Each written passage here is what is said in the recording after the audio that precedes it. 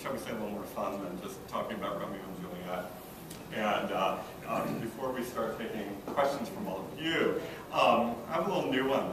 I've not asked this one before, but if you could choose a character from opera that you think is what you are in real life. Or what you are most like in real life. You first, Greg. I'm sitting over here for a reason. Bill, if you... It would be someone brash with a lot of energy. So I think Mercutio actually comes to mind. Yeah, for me, I'm kind of lucky. The repertoire that I sing is kind of who I am. I'm kind of a mix between Figaro and Mercutio. Complete prankster. Yeah, they would all say that I'm absolutely serious at all times. Never a practical joker. That's really my personality. So, but I love the machinations of life, and figuring out things and figuring out personalities, and so Figaro and Mercutio are a perfect one. I sing a lot of Paminas, and I get told a lot that I'm just like Pamina.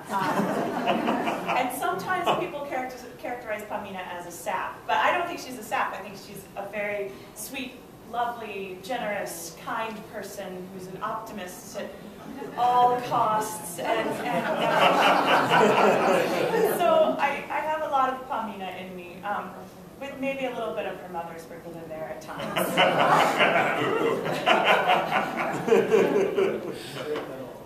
No, non presenta.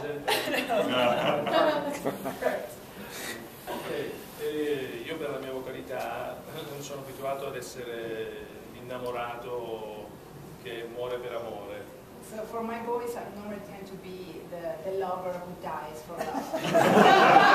E mi sono abituato a questo ruolo. And I've got accustomed to this role. Per cui io da Rodolfo in Bohème a Romeo in Romeo e Giulietta. From Rodolfo in Bohème to Romeo in Romeo and Juliet. Ecco, ritrovo un po' quella che è la mia personalità. I find a little bit what is my personality. Sì, perché a me piace struggermi per i problemi della vita. I like to fight for life's problem. E quindi ritrovo in queste situazioni un po' anche un lato del mio carattere. And so I find in these performances an aspect of my character and personality. Ecco, dovendo scegliere un personaggio che non ho capito se deve rientrare all'interno di quest'opera o in generale, in tutte le opere. Having to choose one character from all the opera that kind of mirrors myself. Sì, potrei dire appunto Rodolfo in Bohème. I could choose Rodolfo in Bohème. Perché parte da una situazione di estrema precarietà sostanziale, insomma, di povertà. Because he starts from a very, very poor, precarious, poor life. Però riesce comunque a mantenere intatti i suoi valori, anche lì dell'amore, contro anche una società che è contraria. But despite the fact that he's fighting against doesn't have enough means, he always keeps his values the same, and he try to fight against this society to keep his values the same as they were. Per cui, in poche parole, sono quello che appaio in palcoscenico. So, to cut this long story short, I am who you see me on the stage. I relate to two characters. Colline in La Bohème would be the first. He loves his books. When he makes an attempt at humor, not too many people get it.